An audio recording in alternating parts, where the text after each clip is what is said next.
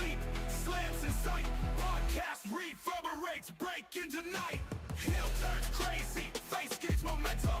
Captured every moment, endless venom. New champs, shock the crowd. Replay, breakdown, critics stand proud. Raw emotions, no disqualifications. Table smashes, fierce altercations. Belt changes hands, crowd erupts. We dissect each drop kick, no one interrupts. Friday night fights, Grun's room delight. Hit the play button, commentary tight. Top rope leap, slams in sight. Podcast reverberates, break into night.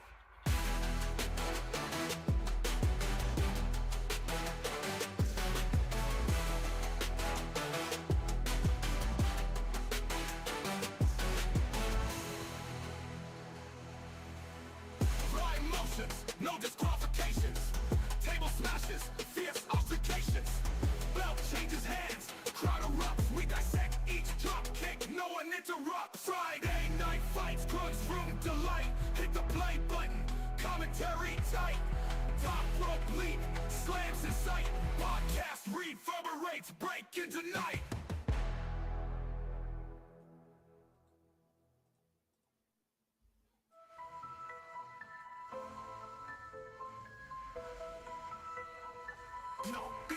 No, bang.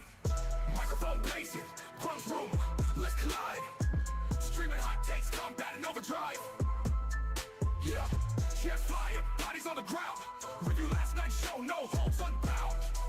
No holds unbound. Smell the sweat, hear the roar, feel the pain. Taking folks in, dialogue insane. Nats on the mat, Vince is vendetta. Analyze the best moves, no meta. Friday night fights, Grun's room delight. Hit the play button, commentary tight. Top rope leap, slams in sight. Podcast reverberates, break into night. Heel turns crazy, face gains momentum. Catching every moment, endless venom. New champs, shock the crowd. Replay, breakdown, critics stand proud. Raw emotions, no disqualifications. Table smashes, fierce altercation. Belt changes hands, crowd erupts. We dissect each drop kick, no one interrupts. Microphone blazing, Grun's room, let's collide. Streaming hot takes, combat and overdrive. Yeah, chairs flying, bodies on the ground. Review last night's show, no holds unbound. No holds unbound. Got it.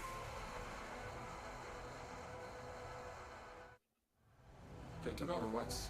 You can't really, you know, I'm with the right.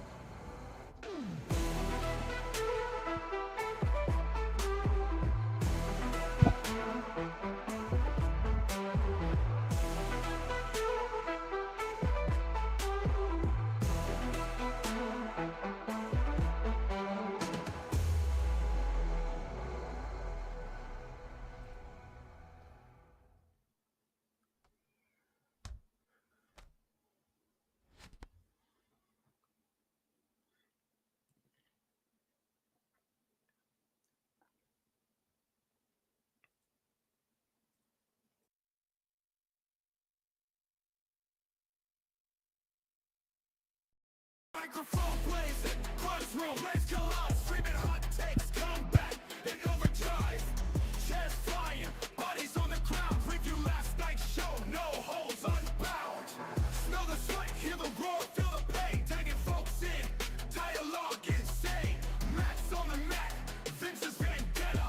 Analyze the best moves, no meta. Friday night fights, Grun's room delight. Hit the play button, commentary tight.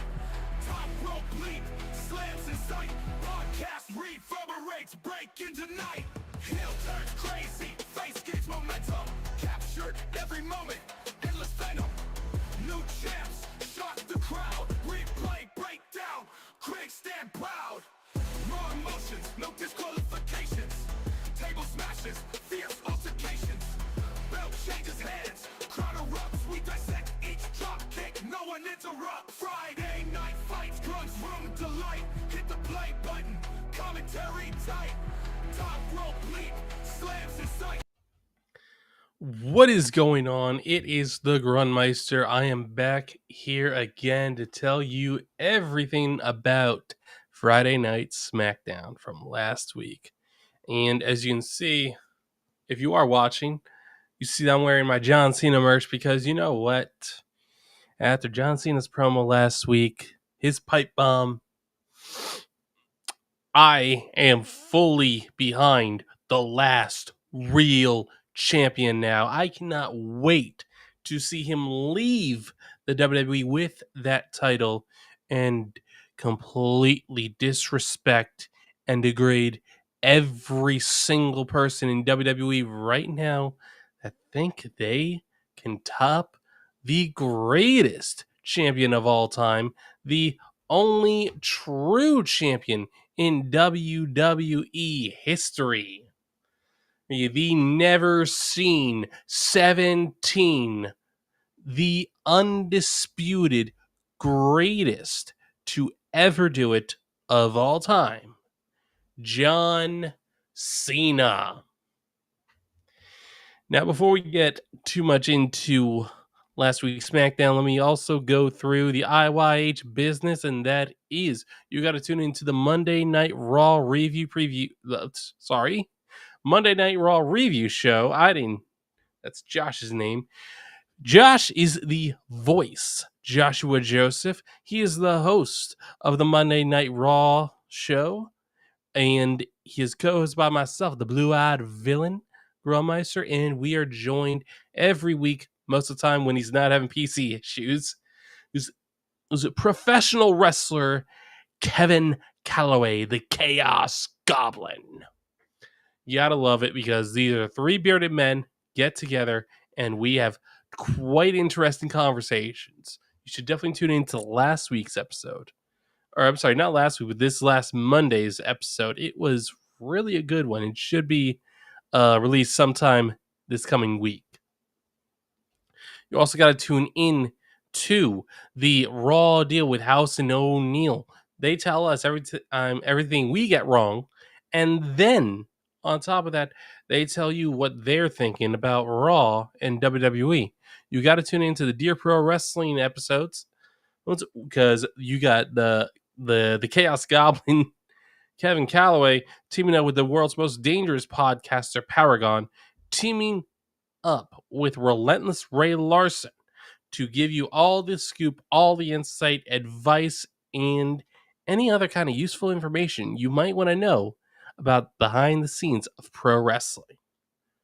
So, and then on Sundays, you got to tune into the best show, the absolute greatest show we produce every single week, and that is the Sunday House Party, because you never know who's going to show up. You always know we're going to talk WWE, and you have no idea how crazy those episodes can get. They can get pretty wild. Now, with all that said, let us talk about SmackDown from last week. SmackDown was overall a good show. Very good. You opened up with actually LA Knight showing once again that, you know what? LA Knight may not be the most talented wrestler in WWE. He may not be the most talented talker in WWE, but you know what? He is absolutely one of the biggest draws in WWE. The crowd loved LA Knight. They loved his promo. They loved how he opened up the show. And he had a promo with Paul Heyman. And Paul, you know how Paul is. If he's working with somebody he knows, it is to put them over and make them better than ever. This would lead to Braun Breaker and Bronson Reed coming down after Paul Heyman warned LA Knight, leave the building before something bad happens to you. Because that's not a prediction, that's a spoiler. And what would you know happened? LA Knight got attacked by Bronson Reed and Braun Breaker, just as I said. However, LA Knight was able to fight them off and escape intact with a steel chair. But there would be a match made later on between LA Knight and Bronson Reed. Now, on SmackDown, the first match that opened up SmackDown was the semifinal matchup for the Queen of the Ring tournament, which we saw Alexa Bliss taking on the returning Empress of Tomorrow, Asuka. Quite a very good match, and definitely, definitely, you shouldn't be surprised that these two put on a good match. Asuka has been a top level little performer for years. Alexa Bliss, regardless of how people feel about her, because I know there are people that hate her, she is still one of the best performers in WWE. And unfortunately, Alexa Bliss was not able to pick up the win. It was Asuka that would win with her new move, the Empress Impact. And so now we have confirmed that Asuka is going to be uh, in Saudi Arabia tomorrow night. But we also confirmed on Monday Night Raw, this week, is that her opponent is Jade Cargill. Now, this is going to be interesting because Asuka, on the one hand, I want to see her wear it. I want her to be the Queen Empress. At the same time, I can definitely see that WWE are probably going to give the Queen of the Ring win to Jade Cargill, but at the same time, that might be so predictable that they won't do that because why are they going to let us be able to predict what they're doing? They will always find a way to get to where they want to go. They know where they want to go with Jade Cargill. They know they want to make her one of the biggest and baddest stars in the women's locker room. And they know exactly how to get, they know where they want to go. But the journey is all that matters. On that journey, you should be spending time getting people behind Jade Cargill, getting people excited. That way, so when she finally gets there, fans love it. They have a huge reaction for it. Now, there was supposed to be a one-on-one match between Kit Wilson and Aleister Black. Unfortunately, I believe it was the week prior. Elliot, Elton Prince,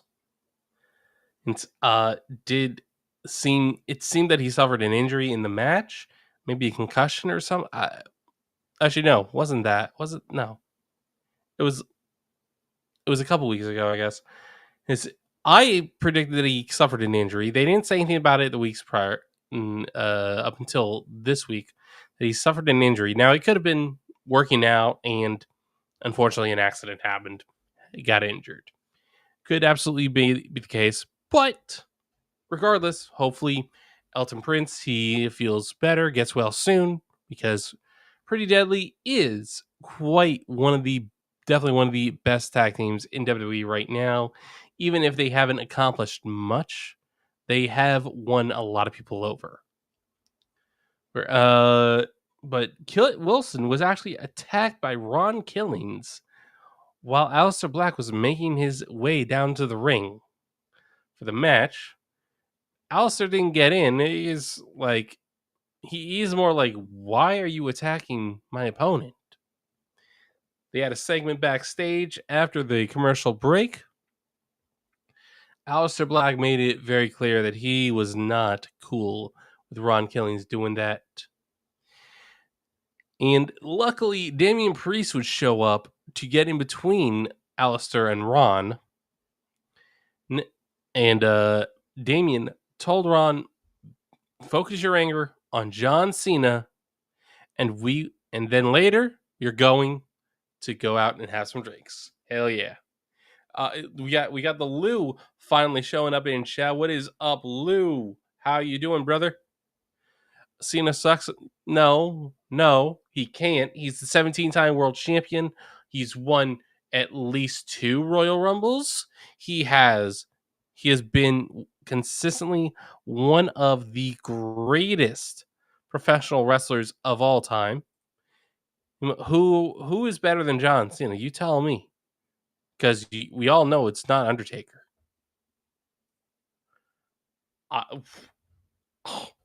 You were going to insult the John Cena jersey? You're going to insult that? Don't you insult my John Cena jersey, okay? I have always been a diehard John Cena fan. I don't want to be coming in here and disrespecting my last real champion, the last real champion. You do not come in here. You do not disrespect John Cena like that. I'm not. I'm not getting carts at Walmart. No, okay. Someone like me, who is a fan of John Cena, he doesn't shop at Walmart. No, I shop at high classy establishments like Target and J.C. Penney.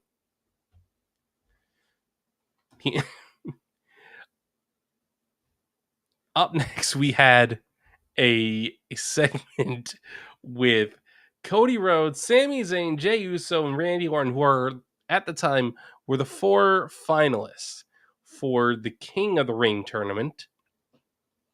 Cody and Jay would have their match Monday night, this past Monday night. Cody won, but Sammy and Randy had their match on Friday, and the big takeaway is that even Randy said in that promo, in that segment, that Sammy, one day soon you will be world champion, but it's not going to be SummerSlam. Randy Orton would end up winning that match, but it was a great match. Sami Zayn, I do believe 2026 is going to be his year. Like this everything feels like it's moving in the right direction. That 2026 is going to be the year of Sami Zayn. I fully am convinced of that. I believe that. If you don't, well, then you're not seeing what reality is. Now, up next, we had a segment for the women's championship held by Tiffany Stratton. Tiffany would come down, and or actually, Nia would come down and start talking smack about Tiffany. Tiffany would then reveal herself and inform Nia that tonight on SmackDown, or today, they would have a last woman standing match for the WWE Women's Championship. Tiffany and Nia, they fought. Tiffany once again was laid out by Nia, but then Naomi once again ran down to the ring trying to cash in. The irresistible force says, no, you're not taking the title off Tiffany. I'm taking the title off Tiffany. So we are definitely going to have a feud with Nia and Tiffany, or I'm sorry, Nia and Naomi after this match with Nia and Tiffany today. Remember, they're in Riyadh, Saudi Arabia today, so the timing is a little bit different. The show has already happened, and yes, I have seen some of the things that have been going around over what has happened, who won some matches, and what kind of outfit CM Punk showed up in.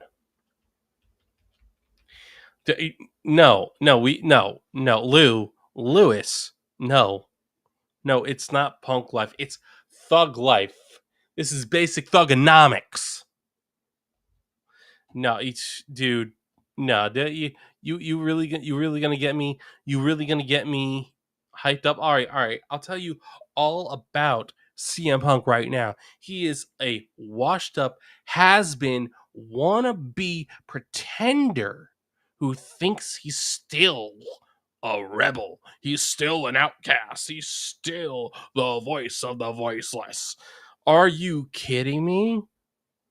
Are you absolutely kidding me? No. He is not the voice of the voiceless anymore. He is the voice of TKO. He is not that. He is not. Lou, he is not. There's nothing rebel about him. A lot of punk bands think they're still rebel, but they're not. They're not fighting against the system. They're not doing. Wait, stop fighting. So, okay. Damn. Are you actually still getting ads? So I turned them off. I did not get alerts that I was running ads. So Okay, so Viking is saying effing line B. I'm watching ads. Now get a spoon and eat Cena's rear end after you that his hustle to show that loyalty will show that loyalty while you show some respect to his stinky nuts. Joined and got instant ads. Okay, well then that's a Twitch thing. Okay, uh, okay, that is definitely a Twitch thing because I've turned off run ads because it's like, you know what? I shouldn't be running ads.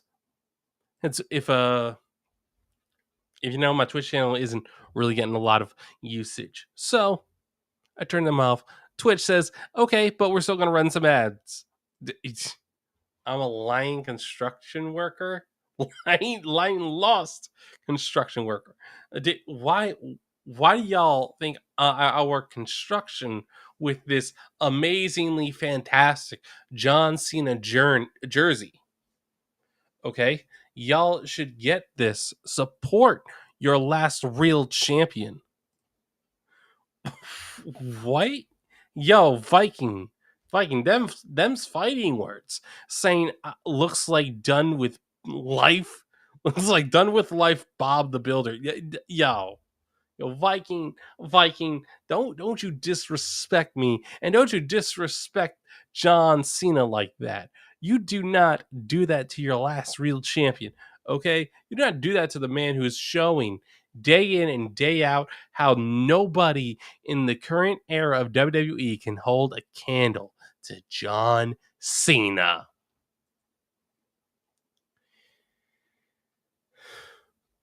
Up next, after the segment with Nia, Tiffany, and Naomi, we had Charlotte Flair fight Chelsea Green.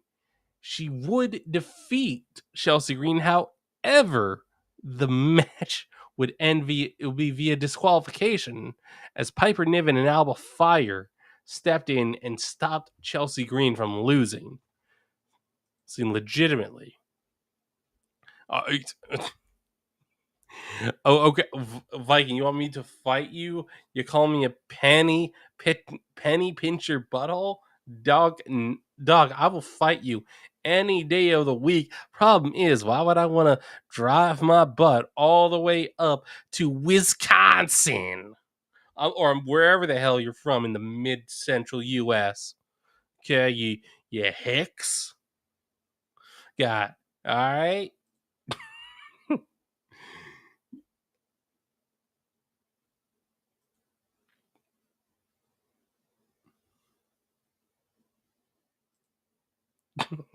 Hey, yo, don't you now you diss in Pennsylvania. Don't you diss Pennsylvania like that.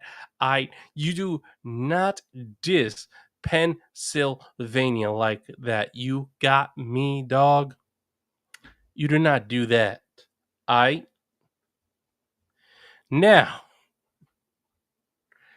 uh Chelsea Green and her Secret Harvest would come down and start attacking. Or sorry, not attacking, but they were already there, beating down Charlotte Flair. But it would be Alexa Bliss that comes out from the back and helps Charlotte Flair. I give me a hell yeah if you're give me a no. You know what? No. Here's what you can do. All right. All right. If you want to see Charlotte Flair and Alexa Bliss team up. Give me a hell yeah. If you don't, give me a hell nah. I don't know about y'all, but I'm like, hell nah. I don't want. I mean, Luna, your man came in here and started talking some smack. Your man came in hot, so I had to return the receipt that he's got coming.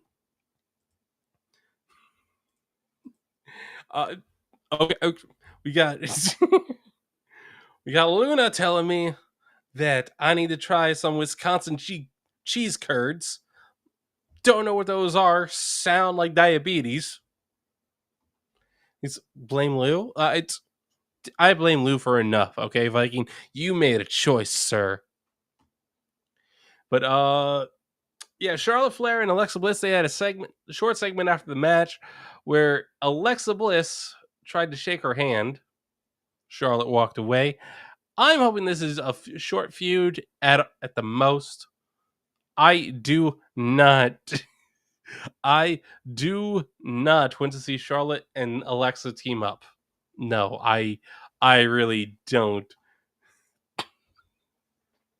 Like insane to what I said about a receipt. What receipt? I'm still waiting. I felt a feather tickle me. I think. Damn.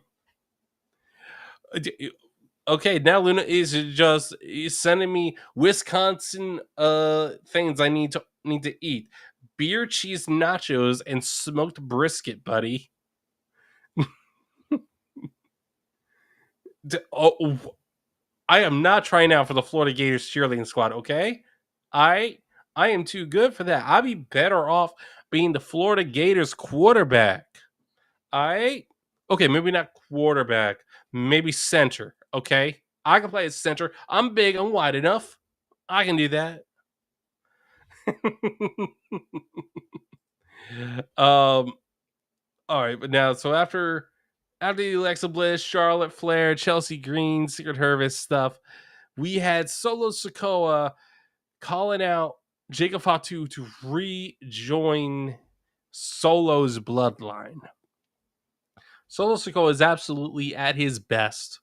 There is no doubt he has completely changed and he's a completely different performer than he was prior to than he was when he was trying to be the tribal chief. He's finally finding himself. I'm enjoying it. His segments are actually enjoyable.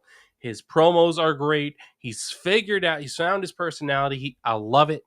It's fantastic work by Solo. Jacob Fatu still saying, nah, man. Nah, Solo. You tried to use me. And Jacob, he actually issued the challenge to Solo to to face to face off in a match for the United States Championship, which I do believe has been confirmed for Night of Champions. As for Solo Sikoa, he tried to Samoan Spike. I think Jacob Fatu.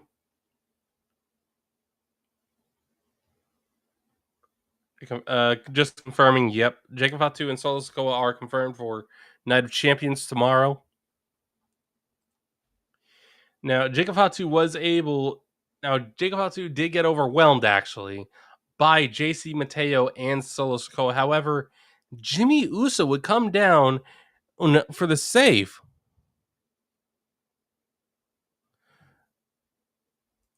And they were able to fight off JC Mateo and Solo Sikoa.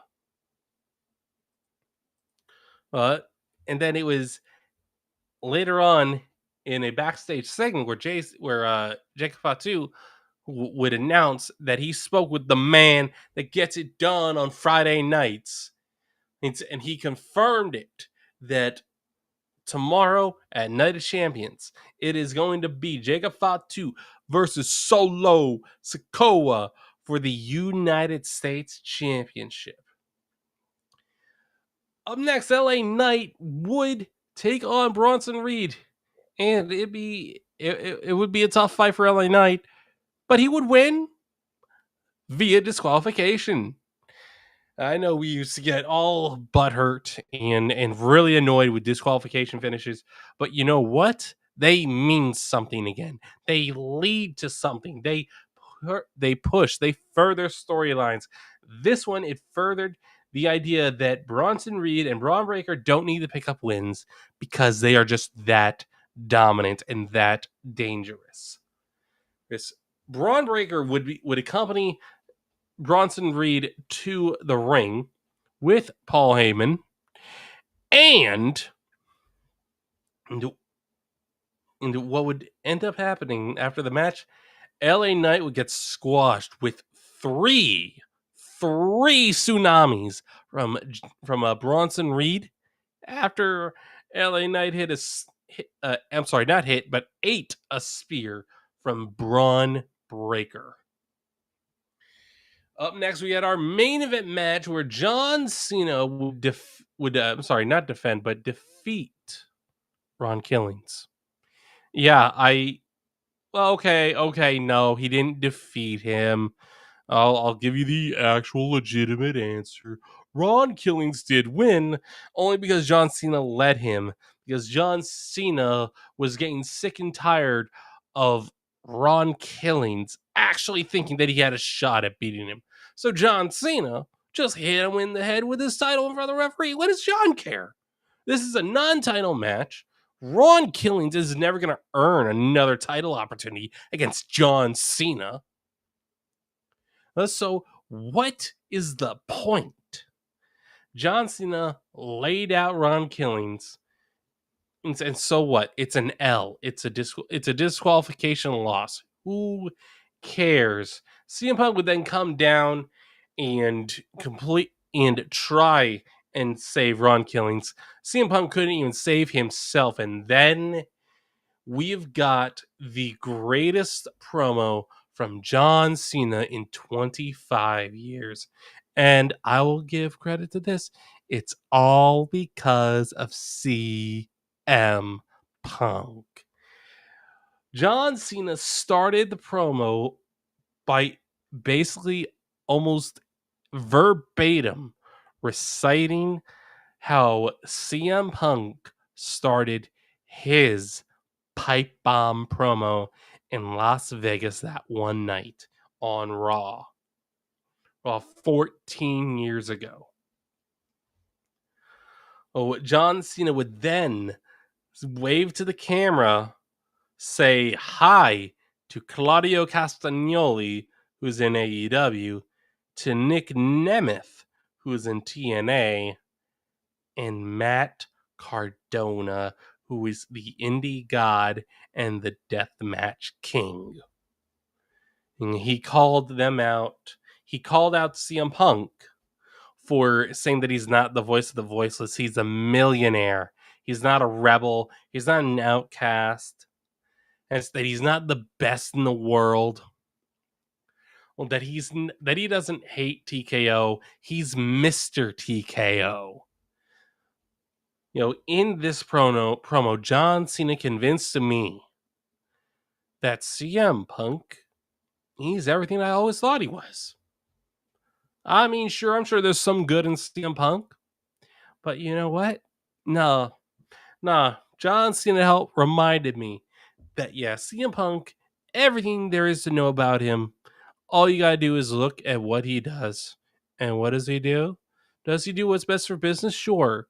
But that's completely against everything he truly is, or at least what he believes he is. He believes he's a rebel. He's an outcast. He's a rock star. He goes against the system. He goes against everything and everything that is supposed to be corporate, everything that is supposed to be mainstream, that he goes against. He doesn't go against. He goes with it.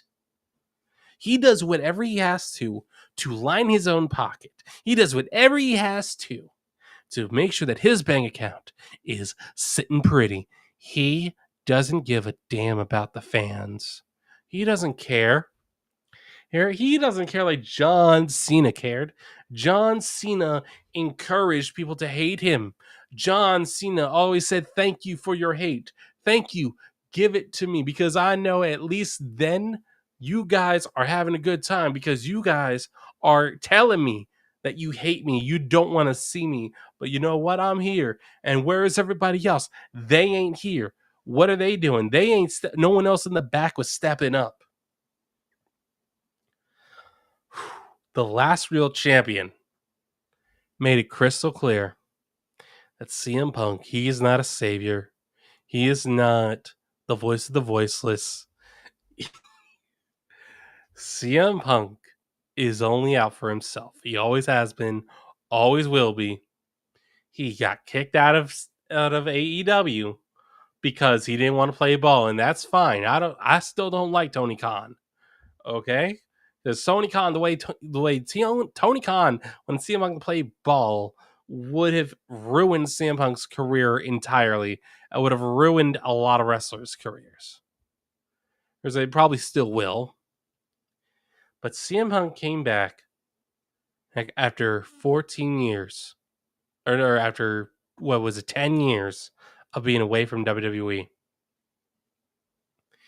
He came back, and years ago, he said he would never wrestle in Saudi Arabia. And people at the time always believed that CM Punk was a man of his word. And in the entire time that he's been back in WWE, he has refused to be on Saudi Arabia shows. And now he's not only in Saudi Arabia, he is going to be main eventing Saudi Arabia. He's going to be a main eventing United Champions. Hell, he was on Smackdown today. And you know what? You guys have probably heard before you even listened to this episode that CM Punk is now about that punk life. This is basic punkonomics. Yeah, CM Punk looks absolutely ridiculous. And I've got Chad. You know what? I'll fine. I'll acknowledge you guys. Tell me, say no. Everything I'm saying about CM Punk is not true. And Viking saying all I'm hearing is a lot of ball go. All right, okay, you haters. Okay, you want to hate on John Cena? Oh, I'm lucky that you were on call. You missed the last few minutes. Wow, that's a bit insulting, Lewis, that you actually missed part of my stream, part of my podcast. All right, you got to tune in. You got to listen up. All right? You got to listen when I'm speaking, especially when I'm preaching the words of John Cena. Oh, but what we also need to talk about is the card for Night of Champions. And the card looks like this. I did not realize this, but there is going to be a match with two matches with I didn't know about one of these matches.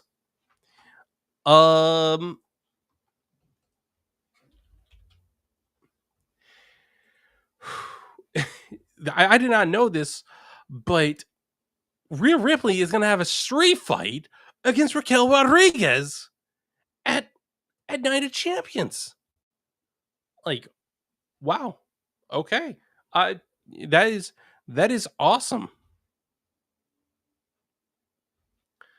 So I'm definitely looking forward to this, to a street fight.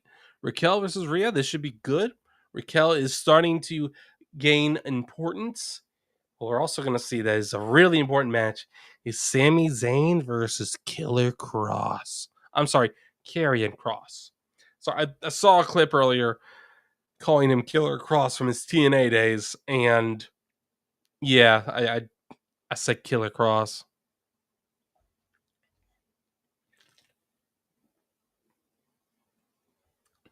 Now on to the rest of the card. We have Jacob Fatu, who will take on Solo Sikoa in a United States Championship match. We have the Queen of the Ring finals, where it's Jade Cargill versus the Empress of Tomorrow, Asuka. And then the King of the Ring finals, Cody Rhodes versus Randy Orton. And then the main event, the undisputed WWE champion, the last real champion they never seen, 17, John Cena, defends the greatest title in pro wrestling history against the biggest loser in pro wrestling history, CM Punk. Now, let's start with the Sami Zayn Karrion Kross match. A lot of people are probably there are haters online saying Karrion Kross can't do anything right. The Karrion Kross can't wrestle. The Karrion Kross doesn't deserve to be pushed. Karrion Kross is going to win. Sami Zayn gains nothing from winning. If he is gaining anything from winning, then like it's gonna hurt. It's gonna hurt Karrion. Like I think I don't think they're going to go with a heel Sami Zayn. Like I said, I do believe 2026 is going to be the year of Sami Zayn. But I do not think it's going to be heel Sami Zayn because Sammy as a heel is fantastic, but this feels like they're heading towards a Sami Zayn world title reign, and I don't think you should do that as with a heel Sammy. Maybe a different reign, maybe a different title reign, maybe the title goes to his head, and he turns heel over time, maybe. But the journey to Sami Zayn winning that, he needs to be babyface. And a babyface Sami Zayn needs to have failures. And the first failure, although not the first, but the next failure needs to be losing to Karrion Kross. Now, if Scarlett Bordeaux gets involved and costs Sami the match, I'm fine with that. Because Karrion and Scarlett, they're trying to bring out Sami's bring out the animal, the beast, the darker side of Sami. And if you're gonna have a darker side of Sami, I think you could have Sami reach in that darkness for a short bit and go back to being babyface by the time Royal Rumble comes around, and you have Sami Zayn, the underdog from the underground, fighting his way from like an early position, number 1 or 2, maybe 3 or 4, and Sami Zayn doing his best to win the Royal Rumble match. Because next year's Royal Rumble is in Saudi Arabia. You ask me, I'm thinking that kind of does feel like a great place for Sami Zayn to win. It does. The United States Championship match. Oh man. You know what? I think Solo wins. I think Jacob Fatu's title reign is cut short because Solo Sikoa wins, and not because of JC Mateo.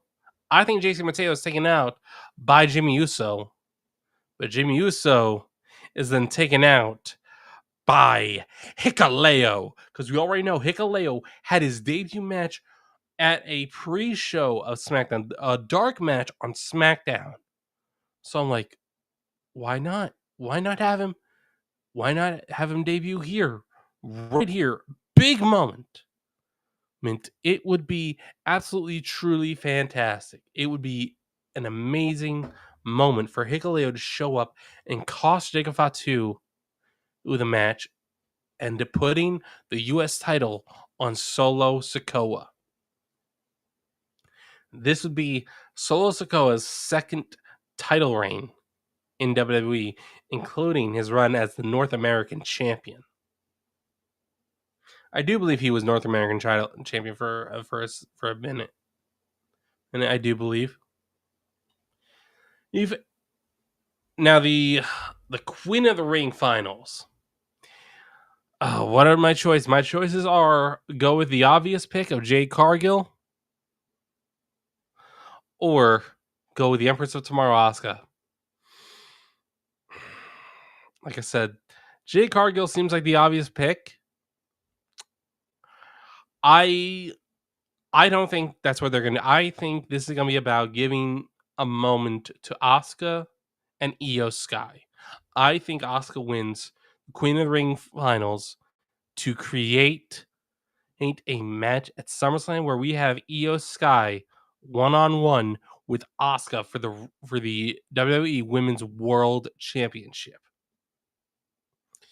I mean, Lou, you said some dumb things tonight, but I'm not gonna. But this is not one of them because it very well still could be Jade Cargill. It absolutely could still be Jade Cargill. I'm not going to say that it's impossible for Jade to win. It is absolutely possible for Jade to win, but I do not think. I do not think Jade loses anything if she loses here because she's. Yeah, you see, Asuka versus Io would be cool. I think they can still go that route without this happening, but it's going to take a little bit finagling. But I think they can do it. They have a month. They can figure something out to make that work. And you know what? People are also complaining, like, oh, Sky hasn't defended the title that much. Like, yeah, because you know what? Back in the day, if a title wasn't defended that often, it was considered prestigious. It was considered important. If you overexpose a title, it loses its grandeur. Some titles, they should be defended weekly. John Cena defending the United States Championship against Sami Zayn, Adrian Neville, Kevin Owens, and everyone else back when the last time he won the United States Championship was great because it was putting other talent over. So I'm going with Asuka. The King of the Ring finals, Cody Rhodes versus Randy Orton. Man, here I think I'm going to go with the obvious. Here I think I'm going to go with the obvious. I'm going to go with Cody Rhodes. Again, it's a case where Randy doesn't need to win. It would be nice to see Randy win because I don't believe he's ever been King of the Ring. And so this would just be another notch in his belt of all the accolades he's achieved over the years.